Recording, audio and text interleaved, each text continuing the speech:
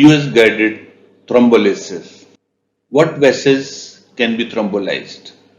These are the vessels which can be thrombolized, but I have been able to do thrombolysis till now of portal venous system and in the pulmonary artery. Thrombolysis of mesenteric artery and celiac artery is a possibility, and thrombolysis in hepatic artery after transplantation if there is an imminent or if there is a suspected hepatic artery thrombosis is a possibility that can be considered. Based on the success of what we have done so far, the future will depend whether arteries will be punctured, whether thrombolysis will be offered in arteries or not. So let me show thrombolysis. The modalities are either continuous thrombolysis by infusion of a catheter or by bolus infusion, or first bolus infusion and then deciding adding on continuous catheter thrombolysis. You first the case of US guided thrombolysis of pulmonary artery thrombus. Whereas acute mesenteric vein thrombosis has a high mortality and morbidity, and pulmonary embolism is also associated with a high mortality and morbidity. But the conventional modalities offered therapy for both the problems. The morbidity and mortality is high. When we do endoscopic ultrasound, we go to the esophagus, close to the pulmonary artery, and we can offer probably pulmonary artery thrombolysis also, especially in the emergency setting. When no facility is available, treatment. Conventional treatment of mesenteric vein thrombosis is systemic anticoagulation, but there are high risk cases. When pulmonary embolism, systemic thrombosis with tenecteplase as IV bolus or alteplase as a 2-hour infusion is advised. But systemic thrombolysis can fail, or there are contraindications. Sometimes there may be contraindications for systemic thrombolysis. You can just offer thrombolysis at a very localized site, and sometimes you can put in a catheter into the thrombus and do catheter infusion. We have done catheter infusion of pulmonary portal vein thrombosis in a couple of cases, but today we have resorted more or less to direct just single injection into the pulmonary thrombus, though injection can be given from multiple places, as we will show below. This is a case of pulmonary artery thrombosis, 57-year-old man, hemorrhagic stroke, shock, breathlessness, abdominal pain, admitted in ICU, abdominal ultrasound showed thrombus, echocardiography showed dilated right atrium ventricle, CT angiography of chest and abdomen was done, and CT angiography of abdomen showed superior mesenteric vein thrombus extending into the portal venous confluence, no feature of mesenteric ischemia. And angiography of chest showed thrombus in the right pulmonary artery. And the thrombus, as we know in right pulmonary artery, more often extends towards the branches, and it is mainly the thrombus, the pulmonary artery ascends in such a way that thrombus are more often in the right side. Systemic anticoagulation was contraindicated in view of recent history of hemorrhagic stroke, and 4 hours of supportive treatment, severe abdominal pain and breathlessness, the blood pressure dropped to 70 and inotropes were being given. Patient was considered unfit for transfer to a center for catheter-based thrombolysis of pulmonary artery thrombus. We thought that pulmonary artery thrombus was the main problem. Endoscopic ultrasound guided thrombolysis of both the system was discussed and a bedside US was done. Initially, we went to the superior mesenteric vein, and this was the position in the superior mesenteric vein. The thrombus was present, and then we identified the main superior mesenteric vein thrombosis. Some flow in the confluence near the portal vein was present. Superior mesenteric vein was punctured through the pancreas, and some injection of anticoagulants was given in the part which is patent, which is seen below in the thrombosed area. Then this was the mobile thrombus, which was seen in the right pulmonary artery on US, and these are dual screen imaging, which shows mobile thrombus as well as color Doppler application. Thrombus occupied say almost about 50 to 70% lumen of the pulmonary artery, and then this right pulmonary artery was punctured, and the puncture through and into the thrombus, and into this thrombus, then subsequently the anticoagulant was given. The anticoagulant agent was given not only within the thrombus, but you can see that in this case the anticoagulant is within the thrombus, but then we removed and we gave a small dose of anticoagulant outside the thrombus to take care of small particles of the thrombus which will go into the peripheral branches.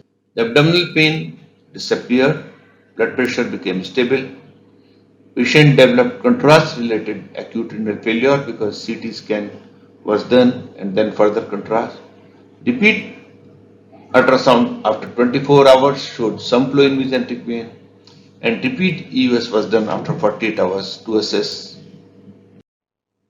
And in this case, we can see a much more mobile thrombus, which is occupying much lesser lumen and which appears a partly broken thrombus now. If we were to calculate what is the approximate lumen of this thrombus, it was around 30%. Patient was shifted to ward, discharged after 15 days. CT scan was not repeated and EUS was performed before discharge on 15th day. And this is the EUS on 15th day. The thrombus is still present, but we can see a comparison of the right pulmonary artery before thrombolysis and after. 1 month patient was well, and the clinical implications are that we can offer use guided thrombolysis in both arteries and veins. The intractable abdominal pain is immediately relieved, but in this case, the more important life-saving measure was intrapulmonary thrombolysis. The use guided thrombolysis can be offered in selected cases and may be the sole alternative to catheter-based pulmonary arterial thrombolysis. Said US guided puncture of the vessels is possible, and here is where we go toward the portal venous system, where in this case we see a portal vein lumen and a portal vein thrombus. Thrombus appears hypoechoic, lumen flow is present, but mainly struck to the wall. Anyway, in this case, we are showing that these vessels can be punctured, and when you see the thrombus without any flow, you can do EUS guided puncture. Drug, dose, and route. Entry into the portal venous system is made possible by EUS guided puncture and injection of streptokinase 30,000 unit per hour was given as infusion in 3 cases. So this is the scope. EUS guided puncture has been done, and this is the cannula. Additional bolus injection were given in portal vein, splenic vein, and superior mesenteric vein in 2 cases. This is the way to do EUS guided injection from the duodenal bulb. This is injection into the duodenal bulb. From the stomach, puncture into the splenic vein.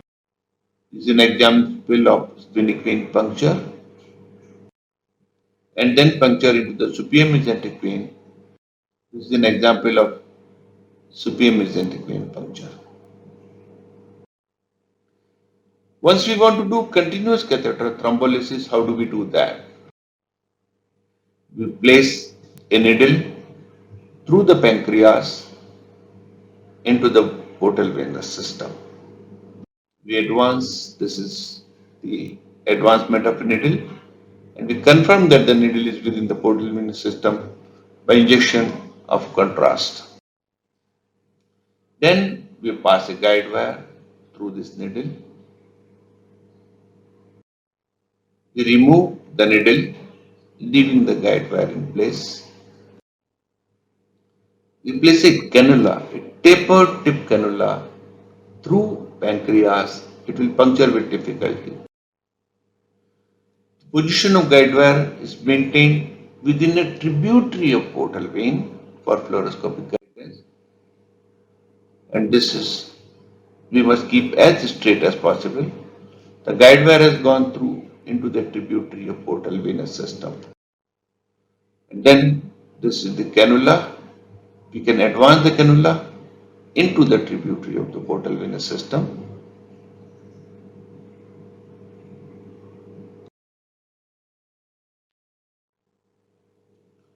The guide wire was removed, leaving the cannula in place. And then you can just do a confirm check portal venogram to know how the flow of contrast is happening into the portal vein. The scope is removed and the cannula is routed through the nose, and then the streptokinase infusion is started. Infusion in one case was continued for 3 to 10 days. Thrombolysis was continued till the symptoms were relieved in these cases, and the relief included abdominal pain, vomiting, and in paralytic ileus. There are regular follow-up to monitor for GI bleed. When placed, there was GI bleed from the side of the catheter. We removed the cannula, and when this bleed was happening to a tract,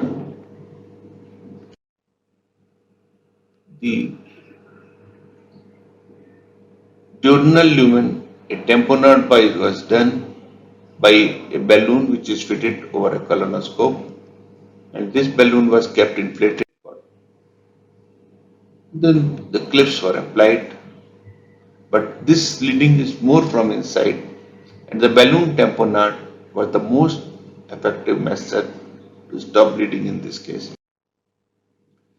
I am presenting some more cases. 31-year-old lady, 15 days history. This is the extent of thrombus as seen on CT scan, day 1. Then splenic infarct was present on 7th day, pleuritic pain, and then despite infarction, we continued thrombolysis. The ileus resolved on 10th day, and patient were discharged on 13th day. Follow-up after 4 months showed partial recanalization, and the SMV diameter came down from 12 mm to 4.8 mm. One peculiar thing that happens is that in acute thrombosis, the diameter is larger. This large diameter is associated with hypoechoic thrombus. It's very classical. Large diameter hypoechoic thrombus, absence of collateral, is quite classical of acute thrombosis. Again, you can see this splenic vein, acute thrombus. This is the pattern of flow, and significant recanalization of portal vein happened in this case. Pain relief occurred on 3rd day, ileus improved on 7th day, and the catheter was removed. Second case, 48-year-old lady, abdominal pain. This is the extent of thrombus into the right and left branch of the portal venous system. The portal vein, and this is some signal of color in the portal vein. 3 months showed complete recanalization of the splenic vein. Partial recanalization of portal venous confluence, and formation of collaterals after 3 months. Another case, classical presentation, 10 days history. This is the CT scan which showed presence of thrombus within the portal venous system. Follow-up after 1 month showed recanalization of portal vein and its branches. And there is no recanalization of superior mesenteric vein. So these are several cases that we are showing that they develop either no recanalization or thrombosis, complete thrombosis or collaterals. But the most important thing we want to see is that with the infusion, the pain stops or not. So in this case, we are saying three patients. The modality used was infusion plus bolus, and in this case again infusion plus bolus. The pain relief was immediate and significant, and we could prevent bowel infarction. One case developed splenic infarct, and there was no adverse effect. In one case, there was bleed at the time of bleed within the infusion period time, and the catheter had to be removed. So these are the comparison we want to show in the three cases of infusion. In summary, we can say that there is a bolus therapy, there is only bolus therapy, there is a continuous infusion therapy. Continuous infusion therapy maybe is more difficult, it may be more effective, and it may have more complications, and it requires more accessories. But you have an alternative, you can give bolus injection which have minimum difficulty, minimum complications and are effective. This is the difference between bolus therapy and continuous infusion therapy. And in summary, we can say that thrombolytic drug may be best delivered at slow releasing deposit within a non-mobile part of mesenteric vein. But the drug should stay within the thrombus. It should dissolve the thrombus. In summary, we can say that thrombolysis is possible. We have done 9 cases of thrombolysis so far, including one case with pulmonary artery and portal vein thrombolysis. We have explained, discussed the techniques. It is life-saving, and the symptomatic relief is just similar to pain of myocardial infarction. It does require current, and in my opinion, only bolus injection may become the first treatment of choice, definitely for the portal vein thrombosis, acute portal vein thrombosis, but also possibly for acute thrombosis of pulmonary artery. We have to see how it evolves in arterial thrombosis. Thank you very much.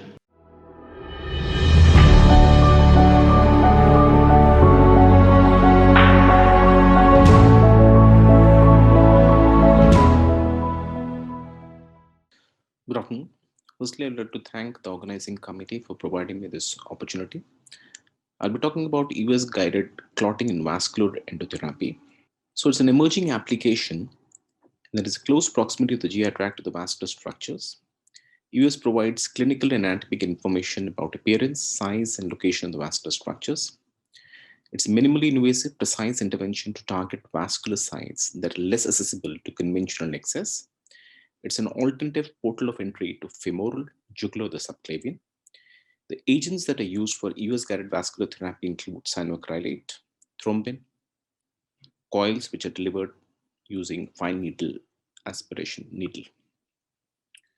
EVS guided vascular intervention includes management of the variceal bleed, management of non-variceal bleed, measurement of portal vein pressures and portostomic shunting, biopsy of intravascular thrombosis for diagnosis, and collecting circulating tumor cells. Here we'll be discussing about management of variceal bleed, management of non-variceal bleed.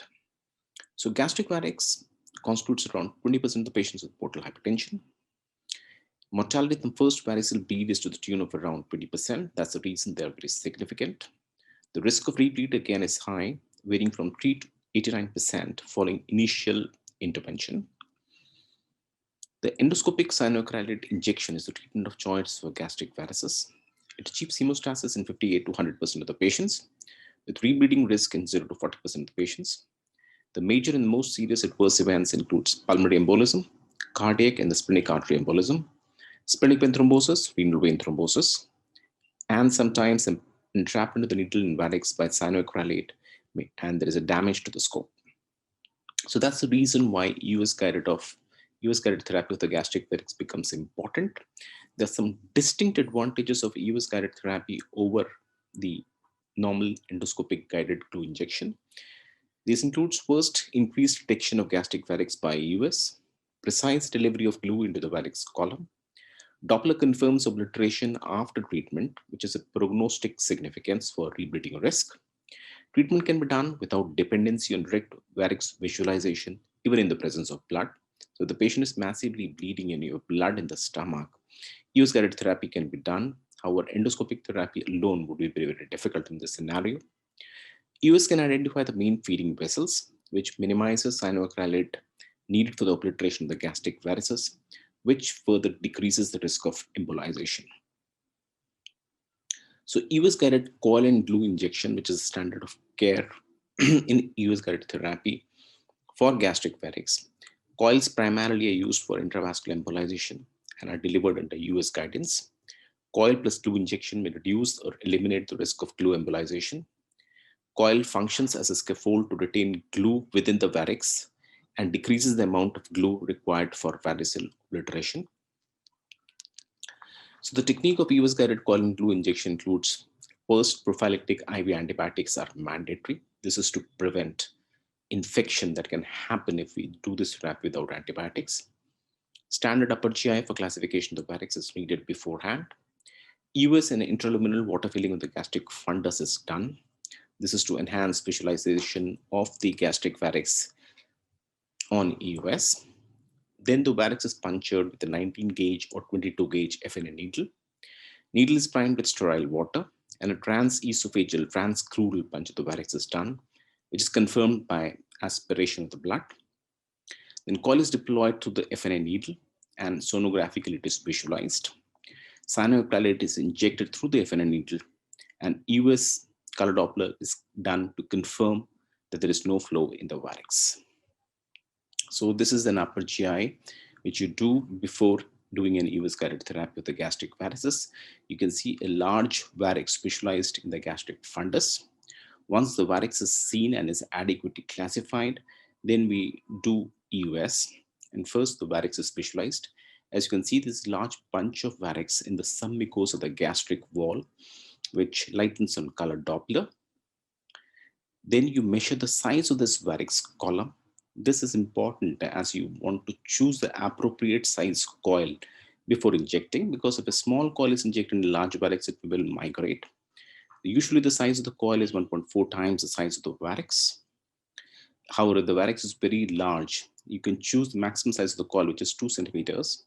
And once you decide upon the size of the needle, size of the coil, you puncture with a 19 gauge FNA needle.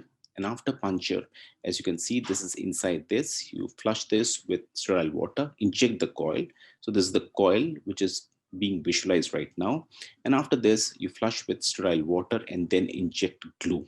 You can see the glue coming here. And once that is done, you can put Doppler to confirm that the blood flow is obliterated. And you can see the acoustic shadowing of the cast as well. So this Doppler confirms that there is total absence of flow in the submucosa. So what about the evidence for the same? So this is US guided coil and glue injection. As you can see in this large retrospective study, the technical success was achieved in 99%. US confirmed the obliteration of the gastric varix in 93%. Post-treatment rebleeding occurred in 16% of the patients, in which 12 patients had early while 8 had late bleeding, and bleeding due to gastric varix occurred in only around 10 patients. So quite effective. So what about US guided management of the non-variceal bleed? The first reported in 1996 using epinephrine in Indolofos lesion. Later, Levi reported US guided therapy for refractory bleed in 5 patients. So this was refractory bleed. Patients had Haemosuccus pancreaticus, duodenal ulcer, and stromal tumors. Alcohol and cyanoacrylate was injected using a 22 gauge FNA needle.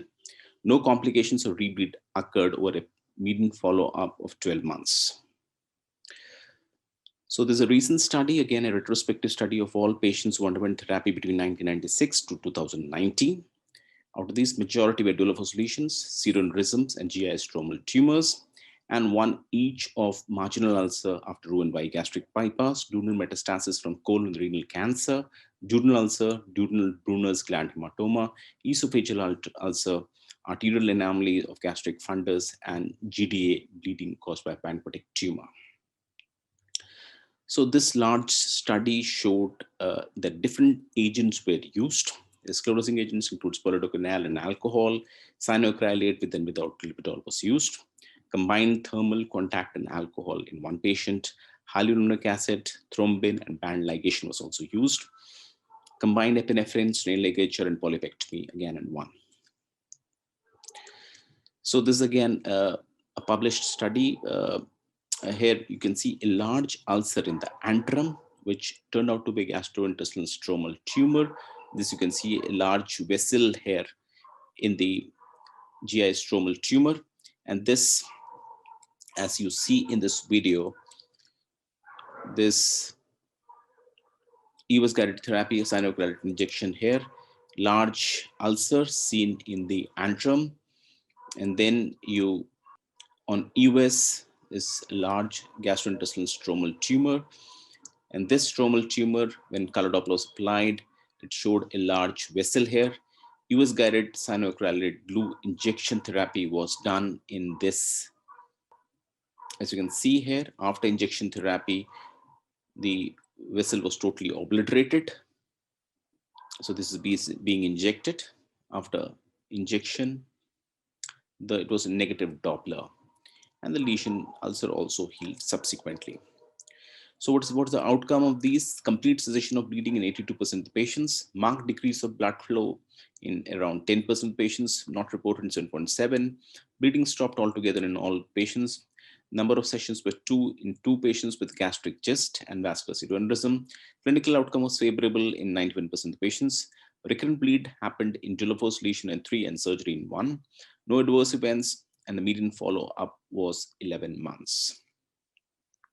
So to summarize about non-varicose bleed, EVAS guided therapy is safe and effective in the management of non-varicose bleed refractory to standard treatments. Advantages: simultaneously visualizing, treating, and checking the effectiveness of the treatment. Literature, however, is scarce here. We need large-scale studies, possibly including randomized controlled trials. So another very fascinating area of EVAS guided vascular therapy is in pseudoaneurysms. As you can see, the most common pseudoaneurysm that the gastroenterologist encounter is a splenic artery pseudoaneurysm.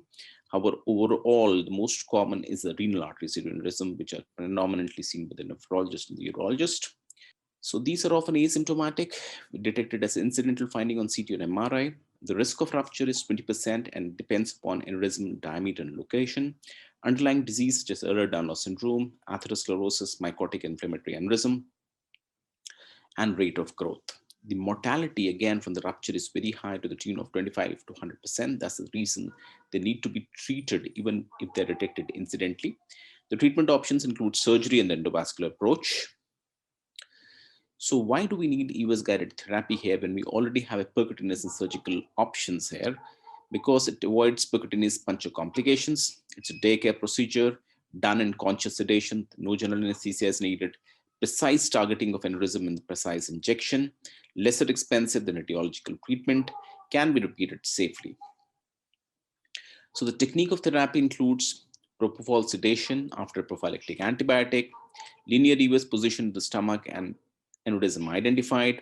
Pseudoaneurysm is punctured using a 19 gauge FN needle. After puncturing the aneurysm, the stellate is withdrawn. Embolization coils are pushed down by glue injection. Pushed down followed by glue injection. The diameter, the number of coils again used, and the amount of glue injected varies with the pseudoaneurysm size. So this is again one of our cases. As you can see, a large splenic artery pseudoaneurysm, blood flowing here. So once you apply Doppler, you can see that the blood flows along. You can see here the neck of the pseudoaneurysm, the inflow here, and the purpose ultimately is to obliterate this neck as well so that the blood doesn't come here further. You puncture with a 19 gauge FNA needle. This is a large aneurysm, therefore we choose to place 2 centimeters coil here. So this is the FNA needle, and then you inject the first coil here. You can see the coil being deployed nicely here. So coil goes down, then you, since the flow doesn't decrease much, you place the second coil. This second coil is being placed, and after this you inject cyanoacrylate glue. This is a large aneurysm. You can choose to inject here. We injected 2 ml of glue here. And as you can see, after the injection of cyanoacrylate glue, there is a decrease in the flow here. And when you apply Doppler, there is total obliteration flow. The neck also seems to be obliterated. This you need to confirm after 48 hours and repeat imaging at a period of around 4 weeks. So this is the same patient. You can see the aneurysm here, and this is how it looks like after the placement of coil by under US guidance. So what are the results of this therapy? This was our first case that we repeated, large pseudoaneurysm treated with US guided thrombin injection in a patient with tropical chronic pancreatitis. And after this therapy, it was totally obliterated at a follow-up around 6 months. The other case that we reported was successful treatment of splenic artery pseudoaneurysm with US guided coil and glue. Here again, it's a large pseudoaneurysm which was treated with US guided coil and glue, and there was a complete obliteration at a follow-up of around 6 months. The patient was there was no bleed, and CT showed complete obliteration of the aneurysm. As you can see, this is again a large aneurysm. This is the coils which are seen on CT. So this is our case series is published in Endoscopy International Open 2018 of 6 patients again. Here, as you can see, the technical success is 100%. The clinical success is 100%. As you can see, as the size of the aneurysm increases, the number of sessions needed also increase, and the size of the coils also increase. In all these patients, we were able to achieve complete obliteration of the aneurysm. So for US guided pseudoaneurysm, US guided coil and glue injection is feasible with a high technical and clinical success rate. There is no significant adverse event, can be repeated safely if needed. However, there's a need for multicentric study to further assess the role of this therapy in the treatment of splenic artery pseudoaneurysms. So to summarize, role of EUS in vascular therapy is still evolving. It's effective and less invasive than surgery or percutaneous option. Despite technical success, there are limitations, which are predominantly small number of enrolled subjects and poor methodology, varied procedural techniques, and lack of large randomized controlled trials. Indication should be clearly stated and patients should be carefully selected. Radiological and surgical backup is must. Thank you.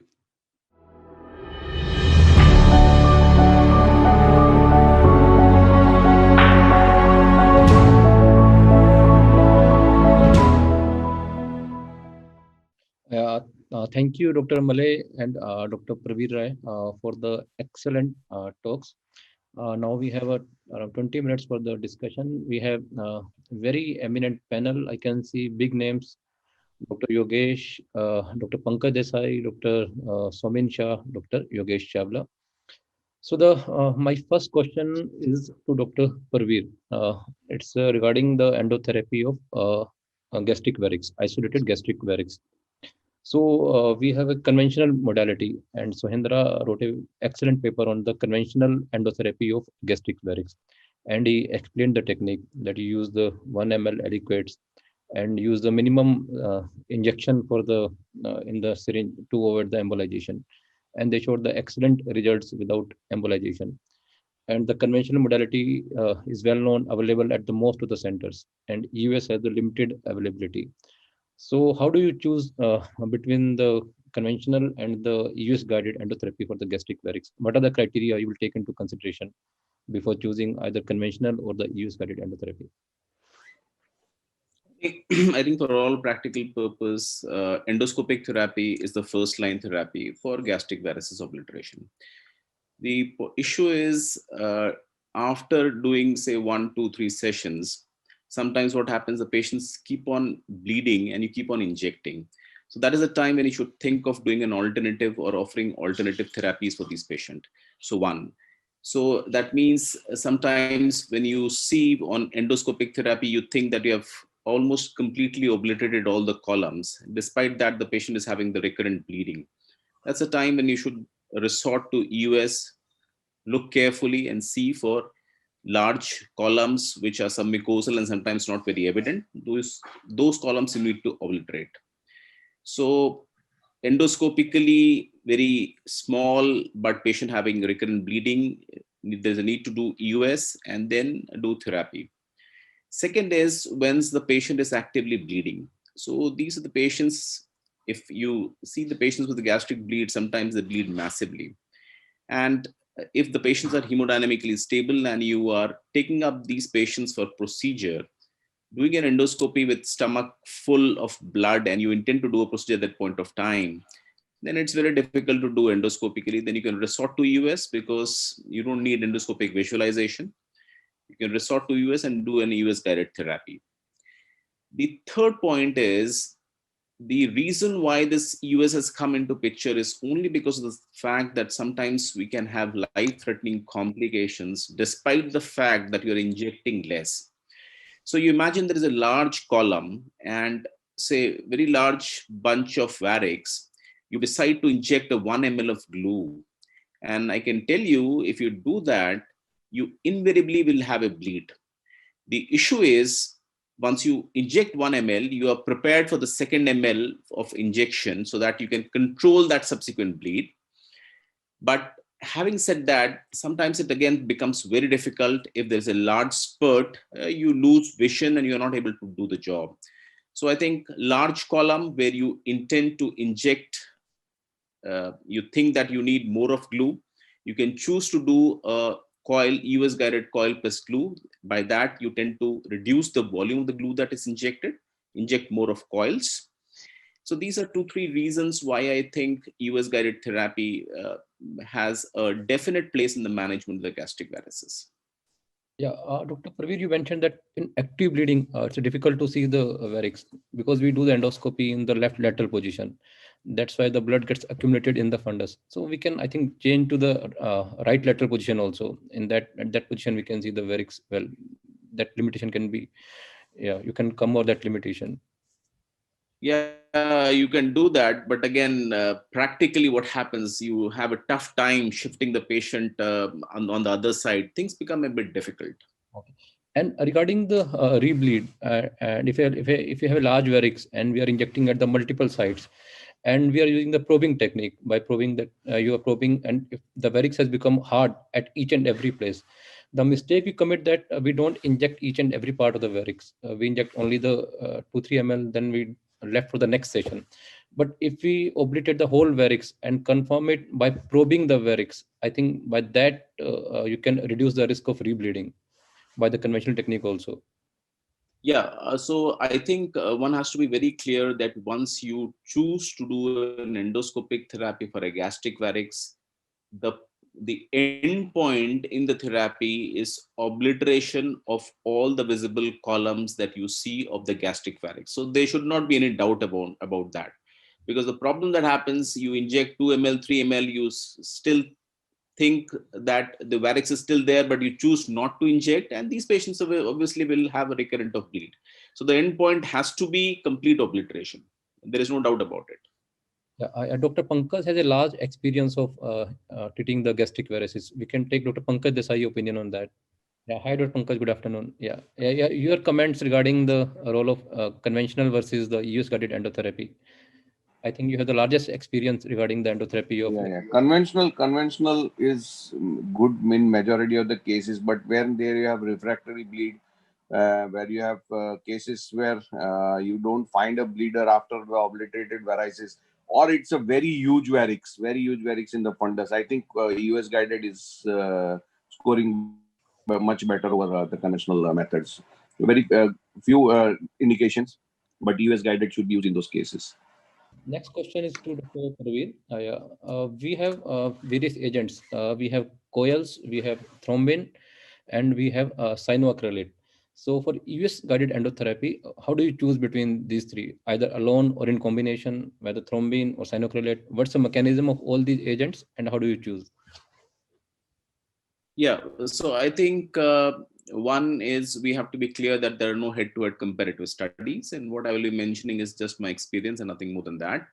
So for all vascular interventions, whether it is gastric varices, whether it is aneurysm, so these are the two most common reasons why we are using EOS guided therapy. I think we prefer to use coil plus glue and cyanoacrylate glue. The other option that we have is thrombin. So we did that in a couple of patients earlier, but what I felt that these, to begin with, they do clot, they obliterate the aneurysm, but subsequently, if you have a prolonged follow-up, maybe after 6 months or so, they usually open up. So that was the reason where we switched over from thrombin to coil plus glue, which I think one is coil. Obviously, if you're injecting glue, it tends to minimizes the risk of embolization, which obviously we are scared of. So I think coil plus glue, this is what I think is preferred, should be preferred for gastric varix as well as for pseudoaneurysm. Having said that, unless we do a good trial, it's very difficult to comment that thrombin is inferior and this is superior. And what about the coil alone? So I think the problem why you want glue along with coil is that, one, you will end up using more of coils. Number of coils will be more. One. Second, I think to achieve complete obliteration, glue does the job. So if you see, when you inject coils, you have injected 2 coils or 3 coils, and after you apply Doppler, you again find there are some colors which are on. And once you inject glue, probably the whole solid material, it acts as scaffold, and you have a good clot which forms there and holds, retains it there. So I think to achieve complete obliteration, to decrease the number of coils that you need, glue is important. I think there is a basic difference between the coil, thrombin, and glue. Both coil and the thrombin, they activate the intrinsic and extrinsic coagulation pathways. So you get the thrombin clot, fibrin clot, and that clot may lies in the future, and that may lead to rebleed. On the other hand, the nidus formed by a cyanoacrylate, it's more permanent. It will not be lysed by the inbuilt thrombolytic system. So that's why the glue may be more effective. Yeah, Showman, your opinion on that regarding the use of coil and the cyanoacrylate. So, what's your preference in your practice, Showman? Actually, sir, I have done only 3 cases of splenic artery aneurysm coiling and around 4 to 5 cases about the gastric coiling. But I only one case I used the thrombin. Otherwise, in all case I used cyanoacrylate glue. But with thrombin, I had problem even during injecting also. That may be my technical problem because I was using it for first time. And second, I want to ask Praveen sir. Suppose we use the coil for splenic artery aneurysm. For gastric varices, we use a 1.4 times. For splenic artery, it is the same measurement to choosing a coil. And can we use a coil for 0.18 wire in 19 gauge needle, or we have to use compulsory use 22 gauge needle? Yeah, Yeah, so I think if it's a thinner wire, obviously it can go through the 19 gauge. That's not a problem. But if you want to pass a 035, it's not going to go through your 22 gauge needle. So about the size of the coil, I think the basic thing that we need to understand is we just want that the coil should not embolize. This is what you want. So I think we have this figure of 1.4 coming in, but I don't know how good is the evidence that this is the size exactly which is needed. But you have to choose a coil size which obviously you think can fit in the varix or an aneurysm, and it should not migrate. So if you tell me it's a 1 centimeter aneurysm, and you are using a 6 millimeter coil or a 8 millimeter coil, obviously it will migrate. So I think the point here is, if you have a 1 centimeter aneurysm, you can choose a coil which is say around 14 millimeter, 15 millimeter coil, or a 2 centimeters coil, or it should be at least more than 1 centimeter in size, the diameter. So that's the basic rationale behind that. And the other point is, since the length of this coil is huge, I haven't had any migration, say in around total of maybe 50 or more cases of EOS guided coil and glue that we have done. And the possible reason is, one, we use a bigger size coil, and then followed by glue injection. But Uh, the migration of the coil is depends on the diameter of neck of pseudoaneurysm, na, rather than the size of pseudoaneurysm. Suppose neck of pseudoaneurysm is too low. In my Yeah. all three cases, neck is very constricted. Yeah. So if you see aneurysms, I have never seen an aneurysm whose neck is more than 6 or 7 millimeter. I haven't seen an aneurysm. So all these aneurysms, I think the neck is quite small. The problem is you want to obliterate the aneurysm also. Unfortunately, you don't act as a radiologist, that you're not able to bridge across the neck. That is what they do when they place a stent graft, or they embolize proximal and distal to the neck. That's what not you're able to do. So what you are able to do is basically trying to fill up the varix, the whole aneurysm or the varix which it is, and then trying that the neck can get blocked. So there isn't an exact mechanism where you can specifically target the neck and lead to complete obliteration. So if you can do that, so obviously if the blood flow is not going to come in, it will later on just clot everything and you are done with it. Unfortunately, that doesn't happen. So that's the reason you want to fill the whole of the aneurysm also, and ultimately lead to blocking of the neck of the aneurysm also. And any specific tips for prevent the infarction? What is amount of the glue you require for that to prevent? One of my case had a splenic artery infarct after, I means later two case I just use 0.5 ml, then discard the needle. And if required flow is again, then again use a 0.5 ml and discard the needle. But is any specific that in single needle we can use 1 ml and prevent the infarction? Any specific technique or tips, sir? Yeah. So we use 1 ml of glue, and not 0.5 ml. It's 1 ml of glue. I think the point is the glue has to go out through the neck of the aneurysm. Only then it will lead to a splenic infarction. So I think we need to position our needle in such a way that it's a bit far off from the neck of the aneurysm. You can do that obviously in a large size aneurysm. If it's a very small size, you can't help that.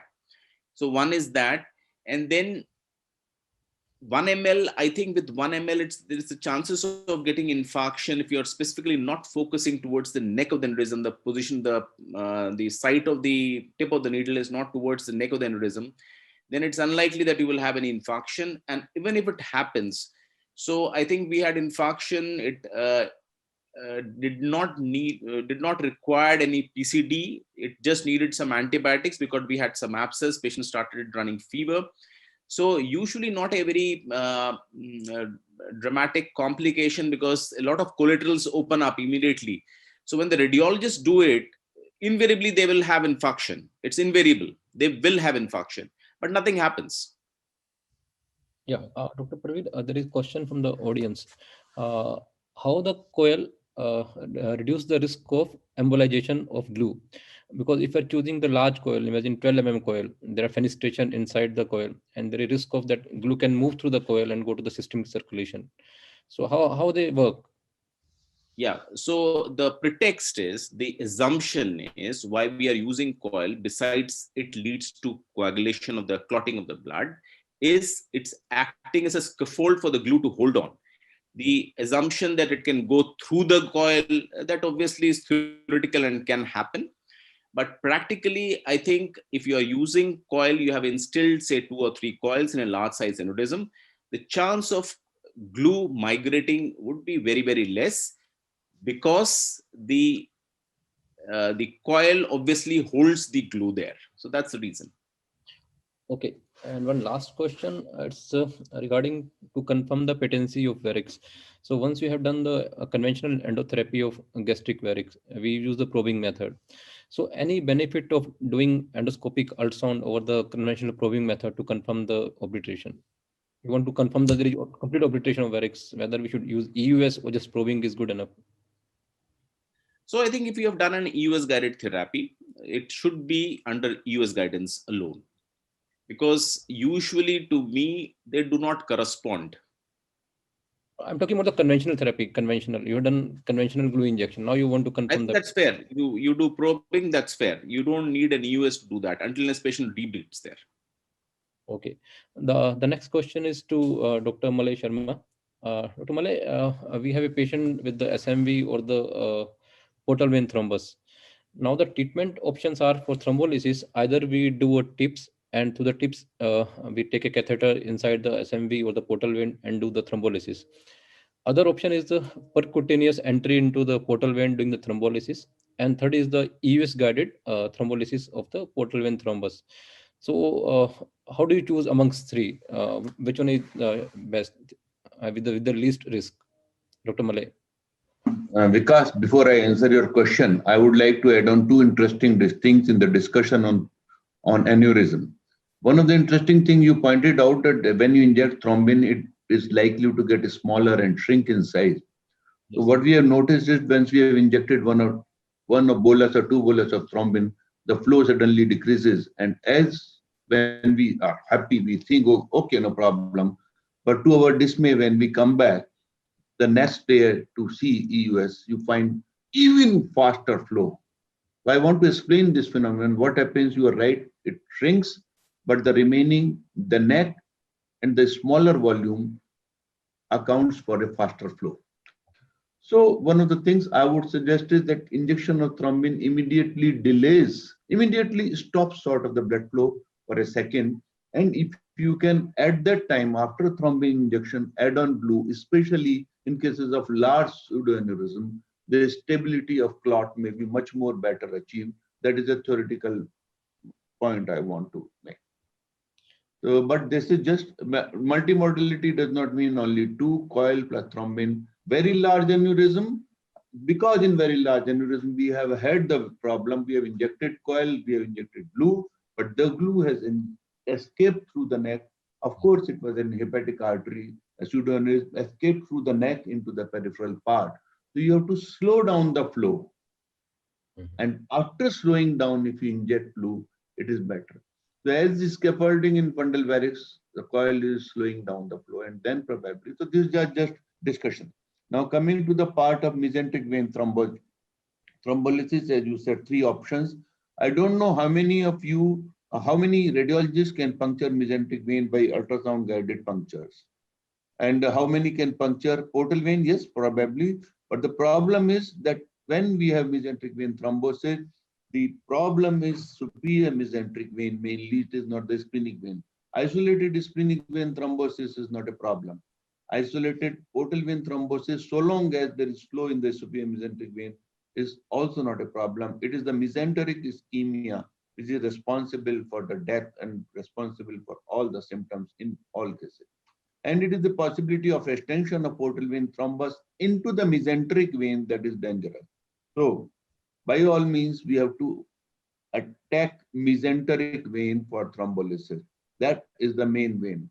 And there are two things. Mesenteric vein cannot be approached by any other way except by EUS or by percutaneous route after having gone through the liver, through the IVC, through the superior vena cava, into the liver, then through tips, then puncturing into the portal vein tributary, and then, which is a very difficult procedure. And I have no idea how many radiologists will be confident of entering retrogradely through superior vena cava, through liver, into the portal vein tributary on a basis, and then what can they do? Then offer the thrombolysis. Some of the tips is they remove thrombus by the tract that they make, but I am not so sure of the capability of the radiologist success rate and all that. Having done that, having tried continuous catheter thrombolysis, I have now coming to the conclusion that single injection is a very easy and very good technique, especially in imminent thrombosis with gangrene and pain. Pain has been the most consistent hallmark for me now, a pain which is severe enough with high levels of LDH and imminent infarction are the probability. If there is associated splenic vein, splenic infarct, then that is a good sign. If there is associated CT scan showing bowel edema, and imminent bowel infarction, that is also a good thing to inject portal vein. So, and moreover, I believe the availability, at least in India, of intervention radiologists, intervention sonologists who can dare to inject streptokinase, a short-acting one. Now I'm coming to conclusion, inject short-acting one, don't inject long-acting one, short-acting one into the thrombus for fear of, because the long-acting one, if it leaks out of the portal vein, can cause havoc. Streptokinase has a half-life of 6 minutes, and I found it very effective into the thrombus, streptokinase, after 1 hour, because streptokinase injection into pancreas is dangerous. So make sure you inject streptokinase inside the vein or inside the thrombus, and preferably at the lowest level possible, not at the highest level possible in the middle. Yeah. So radiologists can try. If severe mesenteric vein thrombus, there are going to be 100 cases. Out of those 100 cases, I believe only 10 can reach intervention radiologist, and probably about 50 to 60 can reach gastroenterologist. Yeah, Dr. Malay, the radiologists now they are doing actual tips. They are connecting hepatic vein to the portal vein through a stent, and through the stent they are passing a catheter and doing the thrombolysis of the thrombus. Actually, Yes, first they agreed. first they perform the tips, and I think the risk of bleed with that may be much lower than the US guided endotherapy, because we are entering into the SMV and then we have nothing for the tamponade. Once the needle or catheter is out of the SMV or portal vein, there is theoretical risk of the bleed, and you cannot do a tamponade. Compared to the TIPS procedure, where it's a puncture in the neck, you can compress the neck for the tamponade. Number one, I'm no longer doing continuous catheter thrombolysis, but I'm mainly injecting into the thrombus. The thing is, there are many punctures when you are doing tips. Okay. Neck, Yes. liver to portal vein, then portal vein going inside the portal vein. So though it is easier said that there is no risk, but I personally believe that there are many punctures and the success rate is a very difficult thing. Are you going to do tips and then proceed with that in all these cases of tips and then proceed with superior mesenteric vein thrombolysis again? Because these patients are not necessarily permanent candidates. So are you saying it is temporary tips? No, tips will be permanent. You cannot remove the stent later on. So why give a permanent tips to a patient for this? So the cost is also a consideration here. The cost is US cost plus streptokinase cost and needle cost. So cost is morbidity, all those problems and are a problem. As I said, if there are 100 cases, 50 will not reach anywhere. And out of those 50 which come to you, many may not be having indication. But if there is an indication, then the availability of gastroenterologist is today, endosonologist is far more than intervention radiologist, at least in UP. Yeah, I think the SMV and thrombosis is a life-threatening emergency. We need a very effective treatment and safe also. So I think we need a comparison between the radiological guided procedure and Agreed. the procedure.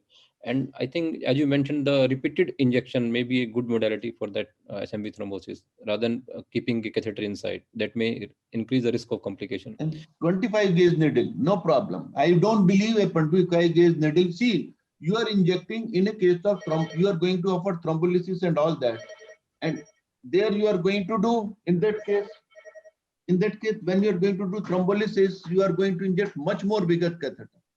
Yeah. And yes. that patient will be on anticoagulants. So I believe those risks of puncturing the jugular vein are much higher compared, because your 19 gauge cannula and all will be going. So Okay. even though those patients are already there, 25 gauge needle into any tributary is much safer, in my opinion. But then you said comparison studies are required. But I will differ in that. Even cirrhotics, they are doing TGLB, and I think it's a safe. Neck puncture is safe, even in the child C cirrhotics. Okay, Yogesh, your opinion on that? If you want to make any comment regarding the SMV portal vein thrombolysis, Yogesh. Actually, I feel EUS, as Dr. Malay Sharma sir told, that in close proximity to portal vein and SMV, we can always do that. It is an easy technique for any experienced endosonologist. But honestly, I have not done any case till now. Okay, Dr. Pankaj, your comments on that? No, I have no experience of thrombolysis with EUS. I think it's only Malay who is probably doing all that work. So I absolutely no experience. Okay. And regarding Dr. Malay, regarding the pulmonary artery thrombus, which agent you use? Anticoagulant on the or thrombolytic agents? What's your choice of agents? In that pulmonary artery thrombus, I injected tenecteplase. Okay. Okay. So I injected tenecteplase, some of the bolus in the mesenteric artery and all that. So pulmonary artery, I have done only one case. I have not had opportunity to do more injection, more cases so far. But I believe, as I said, these are all emergencies, and I have no idea, Vikas, when it comes to your unit. Now I know now you have shifted to Max Hospital, because if their intervention radiologists are good there, I don't believe you will have ever easily an opportunity to do EUS guided mesenteric vein thrombolysis. And similarly, pulmonary artery thrombolysis will not be easily available to you. But if I were to look at your setup, I would say still pulmonary artery thrombolysis is one emergency where occasionally in your lifetime, you may be able to do a bedside endoscopic ultrasound and bedside injection to save this life-threatening complication. Yeah, I think message is very clear. Whichever best is available should be offered to the patient. Yeah, if it's in the Meerut, Dr. Malay can do the best job. Okay, it varies from place to place. I think message is very clear. I think we have already crossed the time. So I'm thankful to Dr. Malay and Dr. Parveer for the excellent presentation and the excellent discussion. So I'm thankful to all the panelists for the participation. I'm thankful to Dr. Pankaj, Dr. Yogesh, Dr. Chomin for the discussion. Thank you very much. Thank you. Thank you. Thank you. Thank you, sir.